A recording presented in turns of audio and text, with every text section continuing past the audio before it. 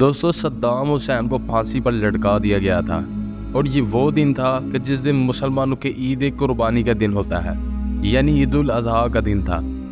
دوستو Saddam Hussein Iraq کا 5واں صدر تھا۔ اس نے 24 سال عراق پر حکومت کی تھی۔ 30 دسمبر 2006 میں صدام حسین کو پھانسی دے دی گئی تھی۔ یہ ویڈیو صدام حسین کی زندگی کے آخری لمحات پر ہے۔ اس کی لاش آج کہاں ہے، یہ آج کی اس ویڈیو میں جانیں گے۔ 2003 میں امریکہ اور اس کے الائنس نے عراق پر قبضہ کر کے صدام حسین کو ہٹا دیا تھا۔ ان کا الزام یہ تھا کہ عراق میں ایسے نیوکلیئر ہتھیار موجود ہیں جو دنیا کے لیے خطرہ ہے، جن کو ویپن آف ماس ڈسٹرکشن بھی کہا جاتا ہے۔ حالانکہ بعد میں ایسے ہتھیار عراق سے برآمد نہیں ہوئے تھے۔ امریکہ کی انٹیلیجنس ایجنسیز CIA نے بھی اپنی رپورٹ میں یہی بتایا تھا کہ انہیں عراق سے ایسے کوئی ہتھیار برآمد نہیں ہوئے۔ بہرحال 2003 میں صدام حسین کا عراق پر کنٹرول ختم ہو چکا تھا۔ صدام حسین منظر سے غائب ہو گئے اور اب امریکہ اور اس کے ساتھی ملکوں کی فورسز کو صدام حسین کی تلاش تھی۔ یہ اپریل 2003 کی بات ہے کہ کئی لوگوں نے صدام حسین کو دیکھنے کا دعویٰ کیا، مگر صدام حسین کا کچھ پتہ نہیں چل رہا تھا۔ صدام حسین کو ڈھونڈنے کے لیے ایک یونٹ تیار کی گئی جس کا نام ٹاسک فورس 121 تھا۔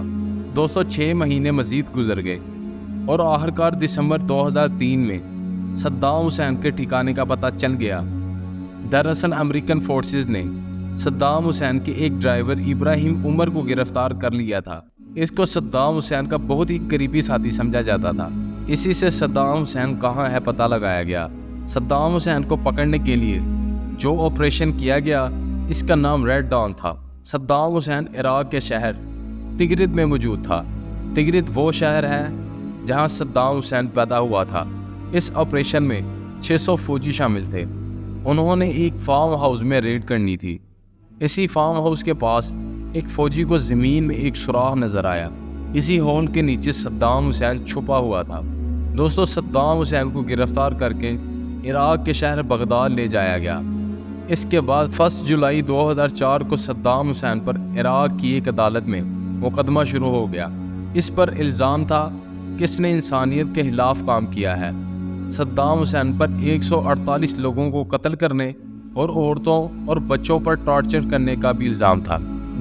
اس مقدمے کے دوران صدام حسین کا کہنا تھا کہ یہ سب ایک ڈرامہ ہو رہا ہے۔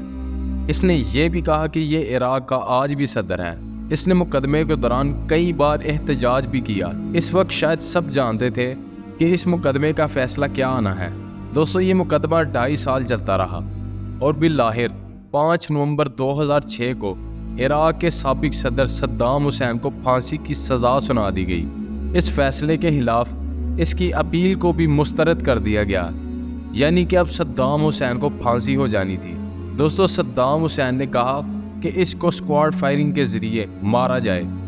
اس میں مجرم کو گولیاں چلا کر مار دیتے ہیں، مگر فیصلہ یہی ہوا کہ صدام حسین کو پھانسی ہی دی جائے گی۔ بہرحال 30 دسمبر 2006 کو صدام حسین کو پھانسی دی جانی تھی۔ پھانسی سے 2 دن پہلے صدام حسین نے ایک خط بھی لکھا جس میں اس نے عراق کے لوگوں کو متحد رہنے کا کہا تھا۔